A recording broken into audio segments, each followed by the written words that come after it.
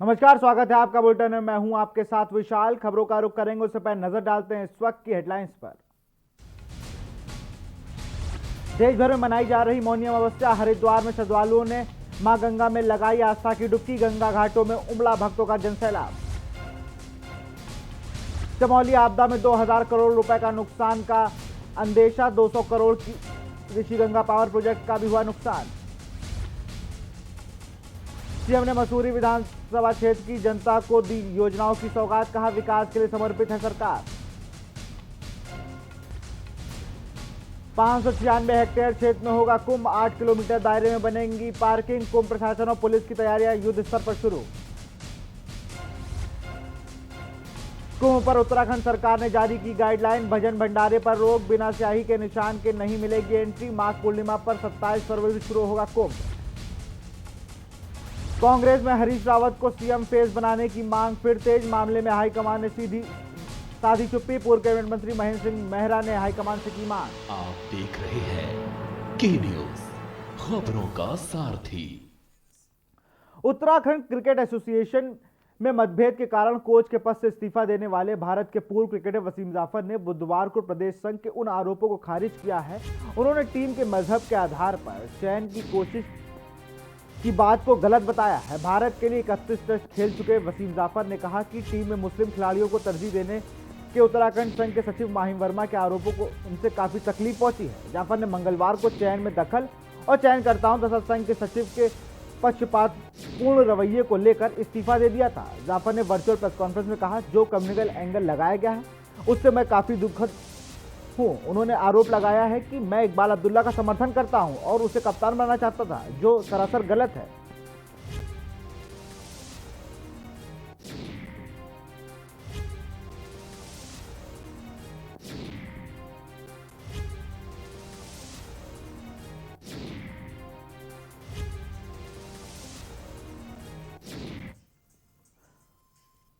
चमोली जिले में आई आपदा में प्रदेश के करीब 2000 करोड़ का नुकसान पहुंचने का अंदेशा है। इसमें 13 मेगावाट के ऋषिगंगा पावर प्रोजेक्ट के तबाह होने से करीब 200 करोड़ का नुकसान शामिल है। नुकसान का सही अंदाजा लगाना का काम रेस्क्यू ऑपरेशन पूरा होने के बाद आपदा प्रबंधन विभाग करेगा। भारत चीन सीमा से सटे चमोली जिले में रेडी गांव के समीप को ग्लेशियर टूटने से ऋषिगंगा और धौली गंगा में उफान आ गया था। मलबे के साथ बड़े जलस्तर ने 13 मेगावाट ऋषिगंगा पावर प्रोजेक्ट को पूरी तरह तबाह कर दिया था।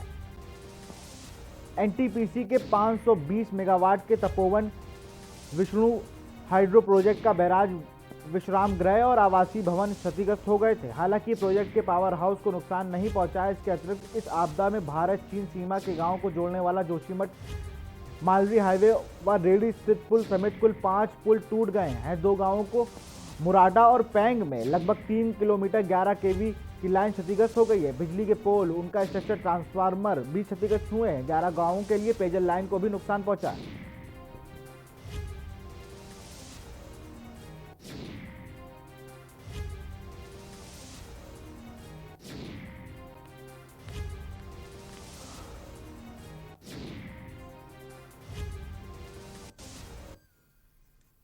मुख्यमंत्री त्रिवेंद्र सिंह रावत ने मंगलवार को मसूरी विधानसभा क्षेत्र की जनता को कई करोड़ की विकास योजनाओं की सौगात दी। 2.37 करोड़ की लागत से वीरपुर पुल का लोकार्पण करने के साथ ही कुल 31 करोड़ की योजनाओं का लोकार्पण एवं शिलान्यास उन्होंने किया। इससे पूर्व उन्होंने शहीद दुर्गामल की मूर्ति पर माल्यार्पण कर श्रद्धांजलि भी अर्पित की। गढ़ी कैंट स्थित शहीद दुर्गामल योग पार्क में आयोजित कार्यक्रम में मुख्यमंत्री ने कहा कि हमारी सरकार विकास के लिए समर्पित है। राज्य के समग्र विकास के साथ ही भ्रष्टाचार मुक्त प्रशासन का भी हमारा प्रयास है। योजनाएं समय पर पूर्ण हो, इसके लिए शिलान्यास करते समय ही उन्होंने लोकार्पण का भी समय निर्धारित किया जा रहा है, जिसमें योजनाएं निर्धारित समय से पूर्व तैयार हो रही हैं और करोड़ों की बजट भी राज्य सरकार को हो रही है। उन्होंने कहा कि सड़क विकास का मानक तय करती है। सड़कों के विकास में राज्य सरकार के प्रयासों को राष्ट्रीय स्तर पर सराहा जा रहा है।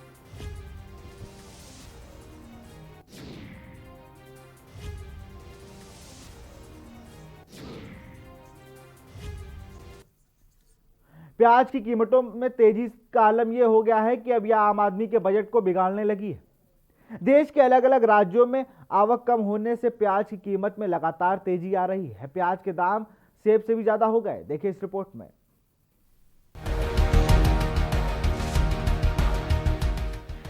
अब एक बार फिर आम लोगों के आंसू बहाने लगा है। बीते एक सप्ताह में प्याज के दाम में दोगुनी बढ़ोतरी हो चुकी है। दिल्ली के आजादपुर मंडी में इसका भाव 25% बढ़कर 4 साल के ऊंचे स्तर पर चला गया है। इस दौरान यह दिल्ली एनसीआर क्षेत्र में 50 रुपए से 75 रुपए प्रति किलो तक के भाव में बिका। हालांकि सरकार प्याज की कीमत को काबू में रखने का पूरा प्रयास कर रही है। सरकारी एजेंसियां खुले बाजार में प्याज की बिक्री कर रही हैं। इसके निर्यात पर दिए जाने वाले सभी लाभ हटा दिए गए हैं। जानकारों के मुताबिक बाजार में मांग के मुकाबले प्याज की आपूर्ति बेहद कम है, जिससे प्याज की कीमतों को संभालना मुश्किल हो रहा है। प्याज की खपत करीब 3000 टन रोजाना है, जबकि मार्केट में सिर्फ 1000 टन प्याज ही पहुंच पा रहा है। अगर ऐसा ही चलता रहा तो दीपावली तक थोक भाव 6500 रुपए क्विंटल से 8000 रुपए क्विंटल तक पहुंच जाएगा। वहीं उपभोक्ताओं को यह 90 से 100 रुपए प्रति किलो तक मिलेगा। इसके चलते प्याज के भाव में बेतहाशा बढ़ोतरी हो रही है। इसके अलावा अधिक बारिश होने से प्याज की फसल को काफी नुकसान पहुंचा है। महाराष्ट्र, कर्नाटक और दक्षिण के राज्यों में आने वाला प्याज भी समय से मंडी पर नहीं पहुंच पा रहा है, जिसकी उपलब्धता का संकट खड़ा हो गया है। स्पेशल डेस्क रिपोर्ट के न्यूज इंडिया। उत्तराखंड के तराई इलाकों में अब किसान आंदोलन ने नई शक्ल अख्तियार करना शुरू कर दी है। यहाँ गांवों में किसान विरोधी कानून का समर्थन करने वाले नेताओं को गांव में घुसने पर कानून का विरोध करने वाले किसानों ने बाकायदा बैनर और पोस्टर लगाकर कड़ा विरोध दर्ज करा दिया है। फ्लैक्सों पर साफ साफ लिख दिया है कि किसान विरोधी नेताओं का गांव में आना सख्त मना है। ग्रामीणों का साफ तौर पर कहना है कि हमारे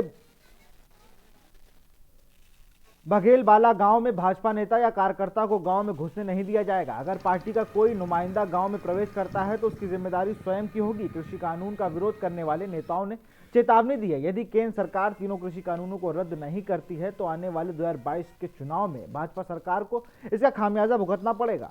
भाजपा प्रदेश मंत्री का कहना है कि किसानों को कृषि कानून का विरोध करने के लिए भड़काया जा रहा है।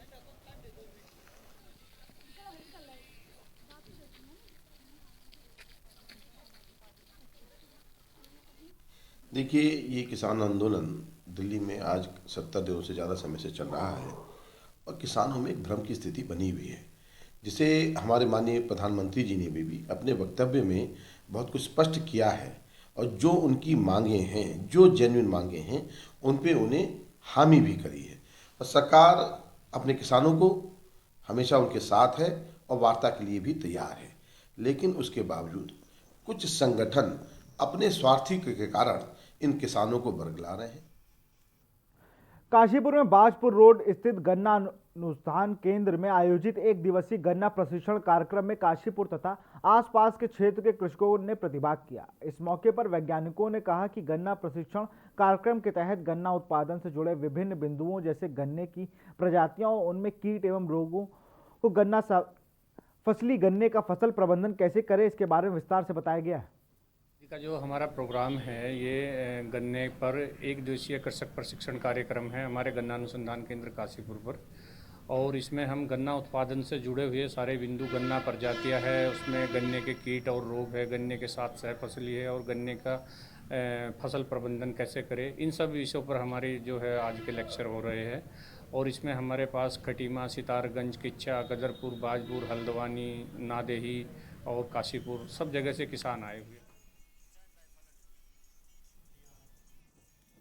मुख्यमंत्री त्रिवेंद्र सिंह रावत मौरी में आयोजित कार्यक्रम के बाद सड़क मार्ग से हनौल पहुंचे, जहां उन्होंने महासू देवता मंदिर में माथा टेका और पूजा अर्चना कर प्रदेश की खुशहाली के लिए कामना की। इस दौरान उन्होंने जोशीमठ क्षेत्र में आई आपदा में मृत लोगों की आत्मा की शांति और लापता लोगों को सकुशल मिलने की प्रार्थना करी। मंदिर समिति ने मुख्यमंत्री को स्मृति चिन्ह भेंट किया। उसके बाद मुख्यमंत्री ने हिमाचल प्रदेश की सीमा से लगी तहसील तयूड़ी के लिए प्रस्थान किया, जहां उन्होंने विभिन्न योजनाओं का शिलान्यास और लोकार्पण किया। इस दौरान उच्च शिक्षा सहकारिता मंत्री डॉक्टर धन सिंह रावत, विधायक श्री मुन्ना सिंह चौहान, जनजातीय आयोग के अध्यक्ष मुर्ताराम शर्मा, जिला अधिकारी देहरादून आशीष श्रीवास्तव उपस्थित रहे।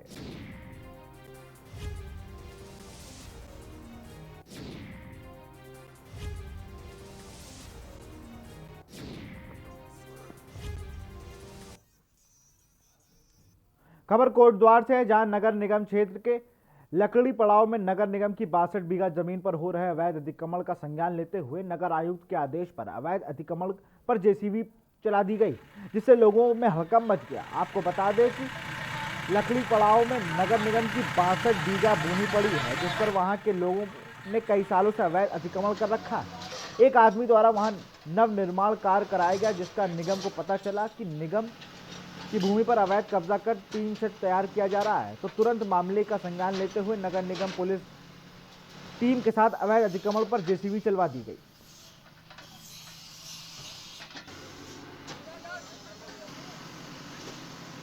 चयनित किया गया था, उसमें से हमें ना तो नोटिस दिया गया है और ना हमें बताया गया है कि जी आपका बिना मालिक के बिना कुछ के इसमें घुसे हैं अंदर, बिना नोटिस दिए तोड़ा। और इसमें तो कई हैं यहाँ पे लीज, इसमें तो कई सारे हैं यहाँ पे मकान से लेके यहाँ तक 62 बीघा में। हमें ही क्यों चुना गया इसमें?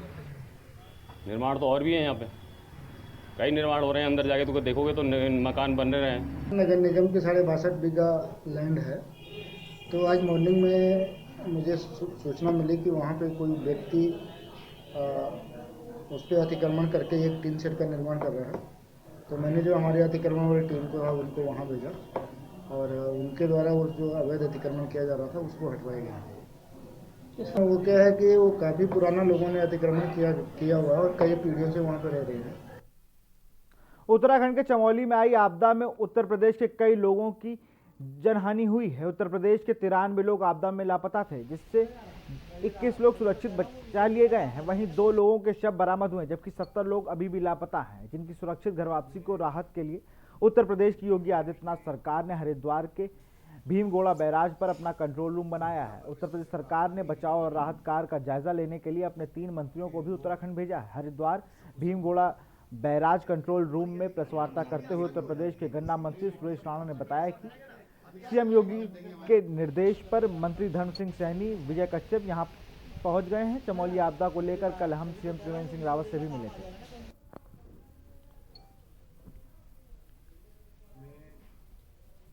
उत्तर प्रदेश के परमपिता परमेश्वर से प्रार्थना भी है, आदित्यनाथ जी के निर्देश पर 3 मंत्रियों का एक समूह, हमारे आदरणीय डॉक्टर धर्म सिंह सैनी जी, माननीय मंत्री आदरणीय विजय कश्यप जी, मैं स्वयं, तीनों लोग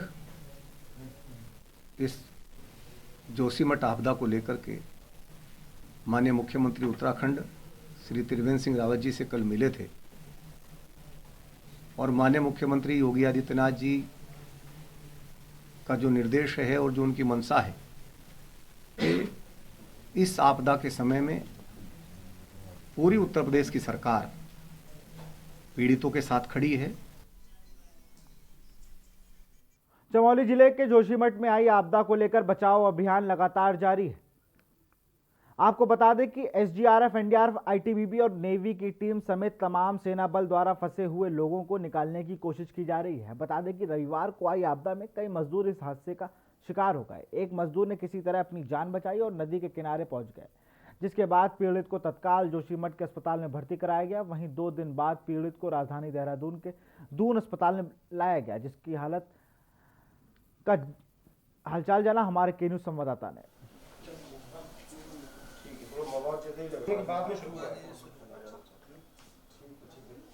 जब मुझे पता लगा कि जोशीमठ में इस जगह ये आपदा आई, और उससे मुझे लगा तो मैंने वहाँ लोगों से संपर्क किया कि तब मुझको वहाँ पे लोगों ने बताया कि ऐसे ऐसे हमारे एक मित्र हैं वहाँ जी, उनके भांजे हैं, उन्होंने कहा कि खत्री जी एक पेशेंट आ रहा है, ऐसे ऐसे कर।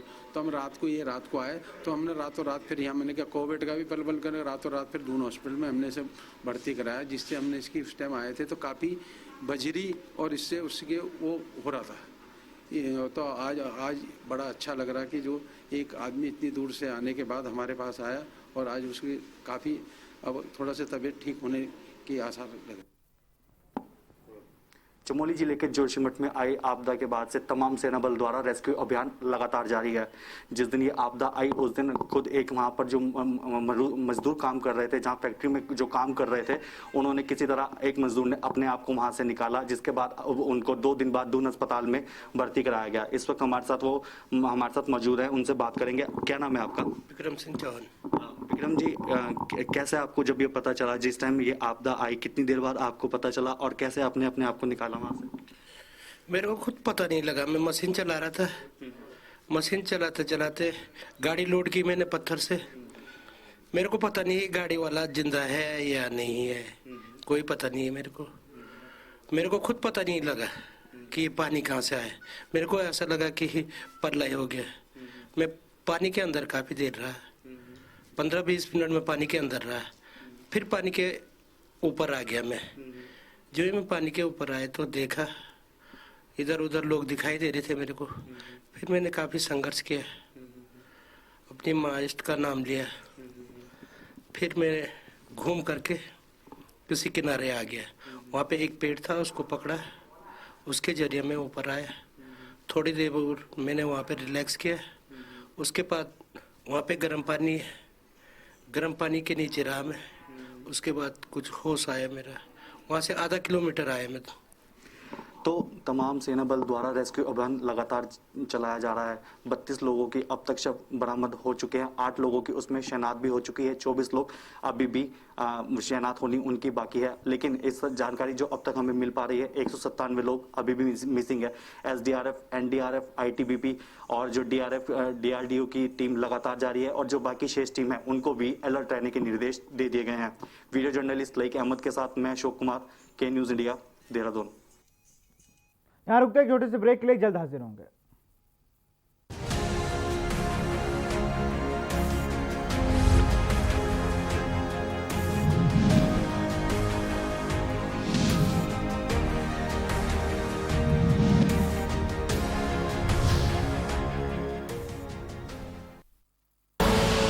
आप देख रहे हैं के न्यूज, खबरों का सारथी।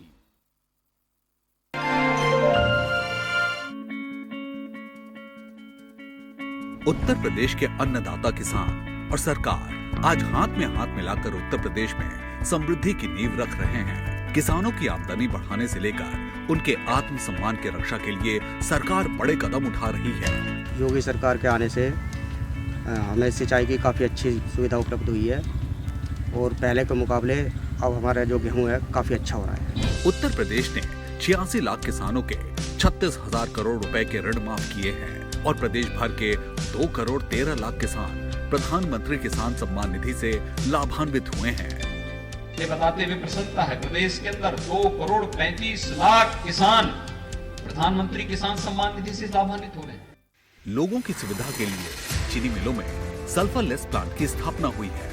विभिन्न योजनाओं के तहत किसानों को 2,53,000 करोड़ रुपए का भुगतान किया गया है। न्यूनतम समर्थन मूल्य को और सशक्त करते हुए रिकॉर्ड 64,000 करोड़ रुपए की सरकारी खरीद की गई है तथा प्रदेश के गन्ना किसानों का भुगतान हो चुका है।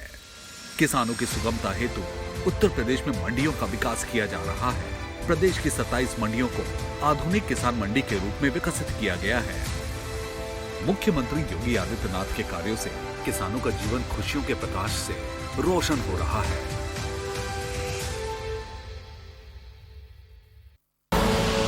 आप देख रहे हैं के न्यूज, खबरों का सारथी।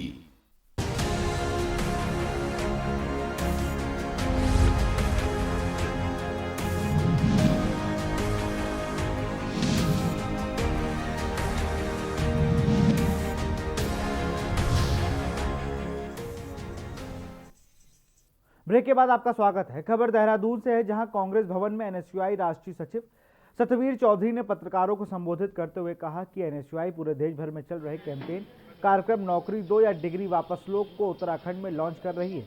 उन्होंने कहा कि सरकार की गलत नीतियों की वजह से बेरोजगारी आज सबसे ज्यादा है, जिससे छात्र फोर्स हो चुके हैं कि उनकी जो डिग्री है वो किसी काम की नहीं रही।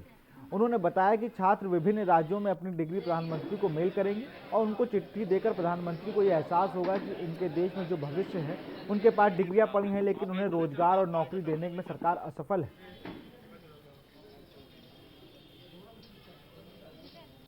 कांग्रेस भवन देहरादून में एनएसयूआई की एक महत्वपूर्ण विषय के संबंध में प्रेस वार्ता आयोजित की गई थी। नौकरी दो या डिग्री वापस लो। हमारा राष्ट्रव्यापी अभियान जो है पिछले दिनों अखिल भारतीय कांग्रेस कमेटी के मुख्यालय पे हमारे राष्ट्रीय अध्यक्ष नीरज कुंदन जी के नेतृत्व में लॉन्च हुआ था। उस अभियान का मुख्य उद्देश्य ये है कि जिस तरह से देश में बेरोजगारी की दर उत्तराखंड में और पूरे देश भर में लगातार बढ़ रही है, उस पर चिंता व्यक्त करते हुए हमारे छात्र संगठन एनएसयूआई ने जागरूकता का एक परिचय देते हुए छात्रों की, नौजवानों की जो आवाज है उसको बुलंद करने का काम किया है। और हमारा मुख्य उद्देश्य कि प्रधानमंत्री जी ने जो घोषणाएं की थी कि साहब 2 करोड़ रोजगार प्रतिवर्ष देंगे, कहीं भी जो है धरातल पे वो नजर नहीं आई। उत्तराखंड की सरकार ने भी बड़ी बड़ी घोषणाएं की थी कि छात्रों को, नौजवानों को रोजगार देंगे। आप देख रहे हो आए दिन जो है छात्र नौजवान सड़कों पे आंदोलन करने के लिए आतुर हो रहे हैं और सरकार लगातार पुलिस के दम पे, पुलिस की लाठी के दम पे उनको दबाने का प्रयास कर रही है। सीमांत क्षेत्र खटीमा में कोरोना काल में स्थानीय पत्रकारों द्वारा अग्रिम पंक्ति में खड़े कार्य को लेकर उधम सिंह नगर के पुलिस अधीक्षक व स्थानीय प्रशासन समेत विधायक द्वारा एक निजी होटल में सम्मान समारोह का आयोजन किया गया, जिसमें क्षेत्र के सभी पत्रकारों को प्रशस्ति पत्र देकर सम्मानित किया गया। अब आयोजन में मुख्य अतिथि पुलिस अधीक्षक व स्थानीय विधायक ने बताया कि कोरोना काल में सबसे आगे रहकर महत्वपूर्ण भूमिका निभाने का कार्य पत्रकारों का सराहनीय है और आगे भी इसी तरह का सकारात्मक सोच के साथ देश को चौथे स्तंभ को योद्धा के रूप में काम करना रहेगा।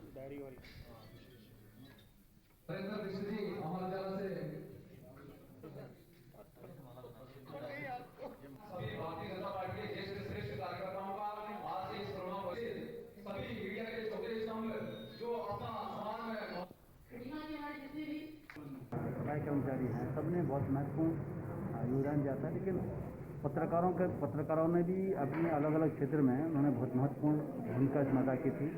लोगों को जागरूक करने में, क्या करना है क्या नहीं करने के संबंध में आज़ादी जो है, और लोगों को कोरोना काल में जो व्यवस्थाएं थी उस समय प्रशासन के बारे में अवगत कराते हुए आपने एक व्यवस्था को चाक चौबंद करने में बहुत महत्वपूर्ण भूमिका अदा की थी। जिस प्रकार से हमारे सभी पत्रकार बंधुओं ने आगे बढ़ चढ़कर इस क्षेत्र में जिम्मेदार नागरिक के नाते, जिम्मेदार पत्रकार के नाते लोगों के बीच में समन्वय करने का काम और हर प्रकार से अपडेट देने का काम जो किया, अपनी जान को जोखिम में डालकर आगे बढ़े। तो एक छोटा सा, क्योंकि मैं इस क्षेत्र का प्रतिनिधि हूँ, जनसेवक हूँ, तो मुझे ऐसा लगता था कि बहुत दिनों से चूँकि जो लोग कोरोना के काल में मेरे खटीमा क्षेत्र में काम कर रहे हैं उन सबका सम्मान करूं, तो आज वो मौका बहुत विलम्ब से आया, लेकिन वो मौका आया। मैं बड़ा गौरवान्वित अपने आप को महसूस कर रहा हूं उन सब लोगों को सम्मानित करके।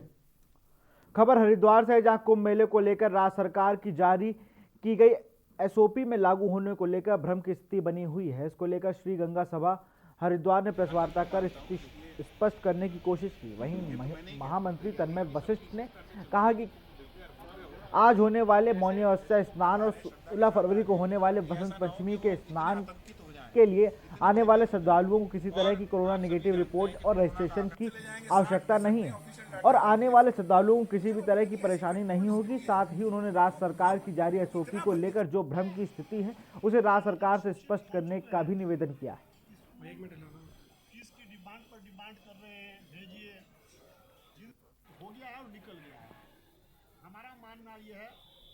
मैं जितने भी आपके चैनल के माध्यम से जितने भी श्रद्धालु इसको देख रहे हैं, मैं सभी को आमंत्रित करता हूं कि वो निर्भीक होकर बिना किसी संशय के जो आना चाहते हैं वो स्नान के लिए हरिद्वार में आए।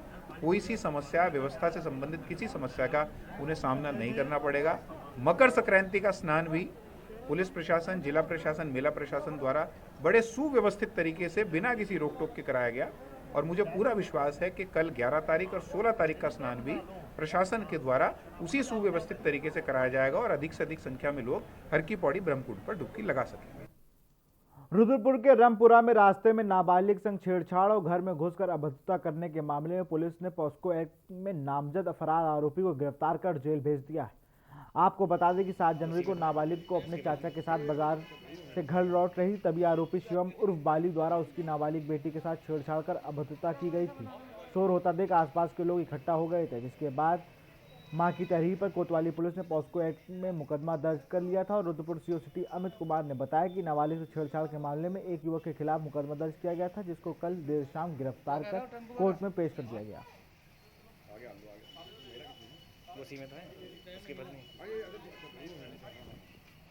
ये 31/20 रुद्रपुर कोतवाली में पंजीकृत मामला है। इसमें 10/11 पोक्सो लगी है, तो इसमें अभियुक्त को सुबह गिरफ्तार कर लिया गया है और न्यायालय में पेश किया जा रहा है। लक्सर के खानपुर थाना क्षेत्र के शेरपुर बेला में जंगल में अचानक आग लग गई। घंटों की मशक्कत के बाद ग्रामीणों व फायर सर्विस ने आग पर काबू पाया। आपको बता दें कि लक्सर तहसील क्षेत्र में थाना खानपुर के शेरपुर बेला गांव के पास लगी आग ने देखते ही देखते विकराल रूप धारण कर लिया। वहीं काफी लंबे क्षेत्र को आग को अपनी आगोश में ले लिया। आग को देख ग्रामीणों में हड़कंप मच गया, जिसके बाद ग्रामीणों ने इसकी सूचना पुलिस को दी। मौके पर पहुंची पुलिस ने फायर सर्विस को बुलाया और ग्रामीणों की मदद फायर सर्विस ने घंटों की मशक्कत के बाद आग पर काबू पा लिया। हालांकि आग से कोई जनहानि नहीं हुई।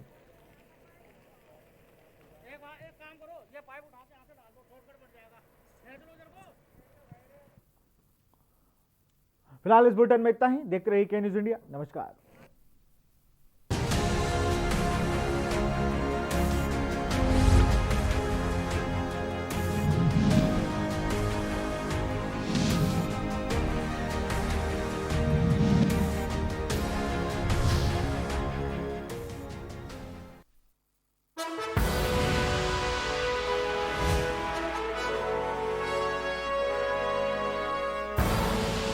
आप देख रहे हैं के न्यूज, खबरों का सारथी। खुदी को आजमाया है तो ये अंदाज आया है, खुदी को आजमाया है तो ये अंदाज आया है। तुम में भी मैं हूं, शुद्ध प्लस पान मसाला। कोर्ट कचहरी के ना लगे चक्कर, सबसे अधिक यही है बेहतर। लेकिन बढ़ ही जाए पाला तो कहां जाए, क्या करें? घबराए नहीं, अब हर मुश्किल होगी आसान। के न्यूज इंडिया पर वकील आपका देगा समाधान। कीजिए कॉल, पूछिए अपने सवाल। 0512 23900031 और 0512 23900032। वकील आपका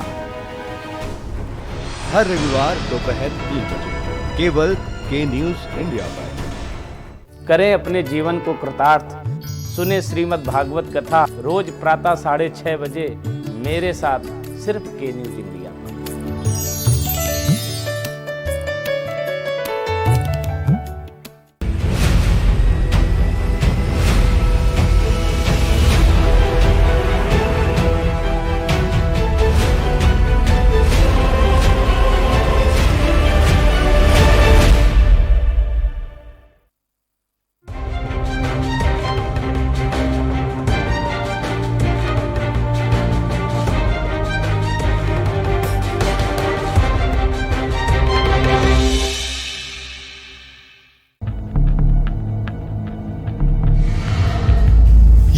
इंसानों की नहीं, घड़ियालों की बस्ती है।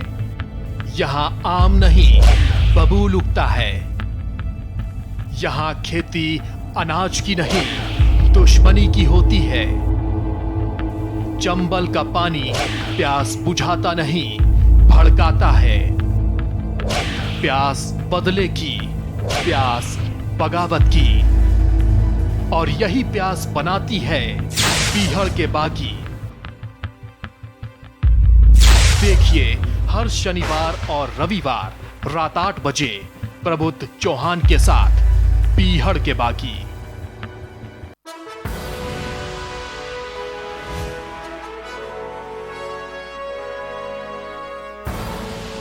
आप देख रहे हैं के न्यूज, खबरों का सारथी। कोर्ट कचहरी के ना लगे चक्कर, सबसे अधिक यही है बेहतर। लेकिन बढ़ ही जाए पाला तो कहां जाए, क्या करें? घबराए नहीं, अब हर मुश्किल होगी आसान। के न्यूज इंडिया, वकील आपका देगा समाधान। कीजिए कॉल, पूछिए अपने सवाल 0512 23900031 और 0512 23900032। वकील आपका, हर रविवार दोपहर 3 बजे केवल के न्यूज इंडिया पर।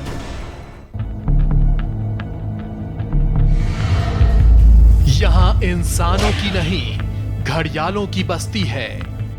यहाँ आम नहीं, बबूल उगता है। यहाँ खेती अनाज की नहीं, दुश्मनी की होती है। चंबल का पानी प्यास बुझाता नहीं, भड़काता है।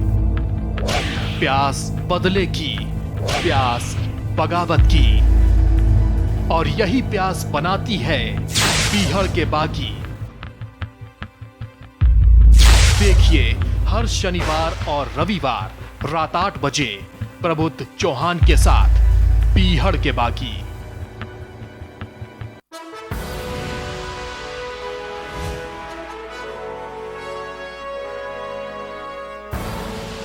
आप देख रहे हैं के न्यूज, खबरों का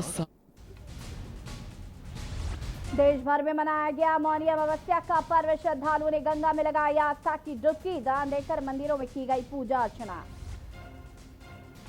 महंगाई की मार से एक बार फिर टूटी आम आदमी की कमर। पेट्रोल, डीजल, गैस सिलेंडर समेत प्याज और दालों के दाम भी आसमान छूने लगे।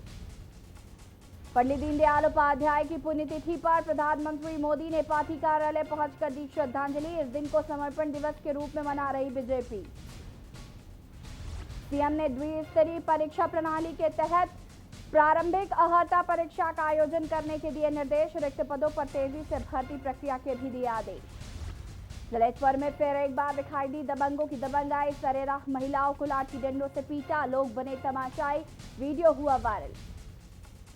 राजधानी में कक्षा 4 की छात्रा से दुराचार के आरोपी को 20 साल की सजा। पॉक्सो एक्ट के विशेष न्यायाधीश रामविलास प्रसाद ने सुनाई सजा। आप देख रहे हैं के न्यूज, खबरों का सारथी। नमस्कार, खबर 1 बजे में आप सभी का स्वागत है। मैं हूं आपके साथ यशी शुक्ला। बुलेटिन की शुरुआत करेंगे बड़ी खबर से, और झांसी से बड़ी खबर। कलेक्ट्रेट